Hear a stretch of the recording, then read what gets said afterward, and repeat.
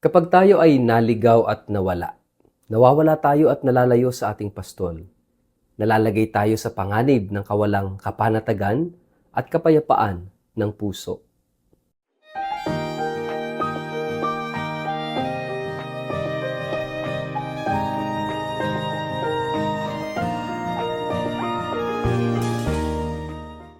Ang mabuting balita ng Panginoon ayon kay San Mateo.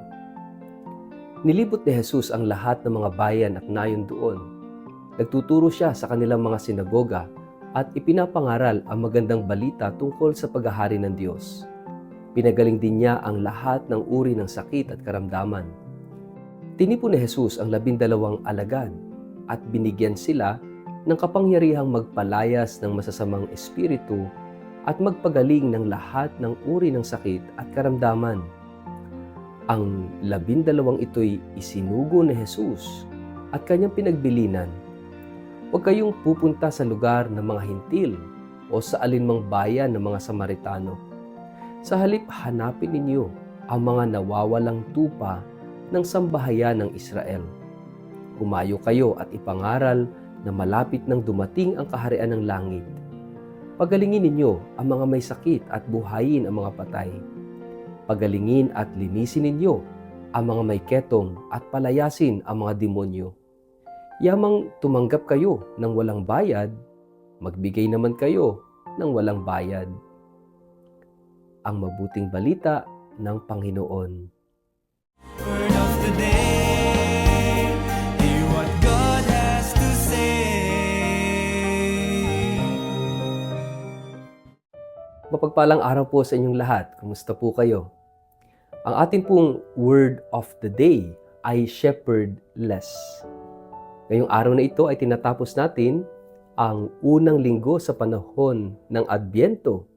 At ang tema ng unang linggong ito ay tungkol sa pag-asa na kung saan ay ating ina-anticipate, ating pinaghahandaan ang pagdating ni Jesus na siyang pag-asa natin. At yan ang binibigyang diin as we culminate this week. Ngayong araw na ito, narinig natin na ang ating Panginoon ay abala sa pagpunta sa iba't ibang lugar, nagpapagaling ng mga may sakit, at binubuhay ang mga patay, nagpapangaral tungkol sa kaharian ng Diyos. Ito isang magandang mensahe na nagbibigay sa atin ng pag-asa na si Jesus, ang anak ng Diyos, ang siyang naghahanap sa lahat ng mga may sakit, sa lahat ng mga isinasantabi, sa lahat ng mga nawawala, sa lahat ng mga naliligaw. Si Jesus ang mabuting pastol, at ang mabuting pastol hahanapin tayo. Kaya ito yung mensahe ng pag-asa. Ang pag-asa ay nanggagaling sa Diyos na naghahanap sa atin. Kaya nga itong ating gospel ay nagpapaalala rin sa atin na bagamat kaya ni Jesus gawin ito, siya'y Diyos, siya'y anak ng Diyos, kaya niyang gawin lahat ng trabaho na siya lang. Pero hindi ganon ang nilalaman ng kanyang paghahari. Sa kanyang pagtatatag ng kaharian dito sa lupa, ang katangian ng kaharian ng Diyos, ng kaharian ng langit, ay ito'y sama-sama na pagtugon, pakikiisa sa misyon ni Kristo ng pagtatatag ng kaharian. Kaya nga, isinugo niya rin ang kanyang mga alagad sa kanyang misyon ng pagpapagaling, pagpapalaya sa masamang espiritu. Idinamay niya, isinama niya ang kanyang mga alagad sa misyon na iyon. Kaya nga, ang daladalang mensahe ni Jesus ay mensahe ng pag-asa. Pag-asa sa mga nawawalan nito, sa mga may sakit, may karamdaman, sa mga mahihirap, sa mga namimighati, sa lahat ng mga itinataboy sa lipunan, hinusgahan, sa lahat ng taong pakiwari nila sila'y walang halaga sa lipunan. Ang daladalang mensahe ni Jesus ay mensahe ng pag-asa. Bakit ang mga ganitong klaseng tao ang binigyan ni Jesus ng prioridad? At ito rin naman ang kabilin-bilinan ni Jesus sa kanyang mga alagad na huwag pumunta sa mga lugar ng mga hintil o sa mga Samaritano. Unahin muna ang sambahayan ng Israel. Parang tayo, bago tayo magdala ng mensahe, ng pag-asa sa ibang tao, unahin muna natin yung ating sariling sambahayan. Baka kasi mismong nasa sa loob ng ating tahanan ang nangangailangan ng pag-asa. Baka nakakalimutan ng mga magulang na makinig sa kwento ng kanilang mga anak. Pakinggan ang kanilang mga pinagdaraanan, ang kanilang mga struggles, ang kanilang mga hinaing at ang kanilang mga naisin o layunin sa buhay. Baka mismong sarili mong pamilya o kasama sa tahanan ay nawawala na ng pag-asa. Mga kapatid, tayong lahat bilang mga Kristiyano ay inaanyayahan, tinatawag at isinusugo ni Jesus na maging tagapaghatid ng kanyang pag-asa sa lahat ng taong ating nakakasalumuha. Sa pamamagitan hindi lamang ng salita, kundi higit sa lahat ay sa gawa. Kaya magandang tingnan po natin sa ating sarili, paano tayo magiging tunay na alagad ni Jesus na naghahangad na ihatid ang mensahe ng kapayapaan, mensahe ng pag-asa, mensahe ng pagmamahal sa kapwa. Hindi lang puro salita, kundi maging sa gawa. Kaya nga mga kapatid, ipinapakita sa atin ni Jesus that shepherding is very necessary even today. Yung pamamastol. At ang katangian ng mabuting pastol, hahanapin ang nawawala, ang naliligaw, hahanapin ang mga isinasantabi. Tayo rin mga kapatid ay tinatawag at isinusugo ni Jesus bilang mga pastol, shepherds, dahil marami sa panahon natin ngayon ang shepherdless.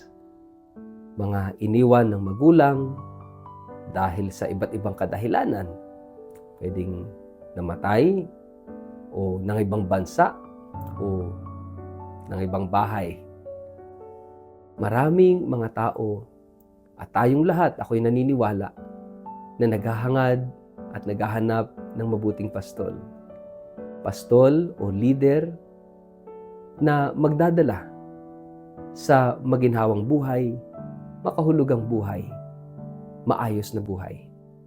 Kaya si Jesus ay naparito bilang pastol natin para bigyan tayo ng pag-asa at sabihin sa ating, narito ako para sa iyo. Hahanapin kita, tutulungan kita, iaahon kita, aalagaan kita. Yan si Jesus, ang ating mabuting pastol.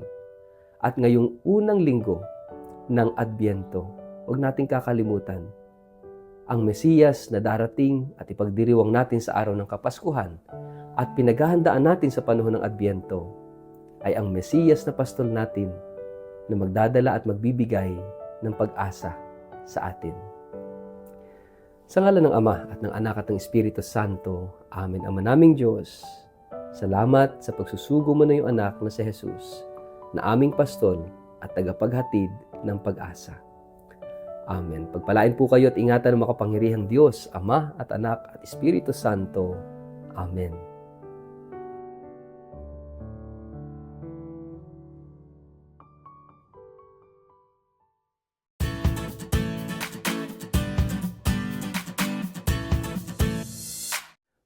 Mag-like, follow at subscribe sa Word of the Day para sa inyong pang-araw-araw na inspirasyon.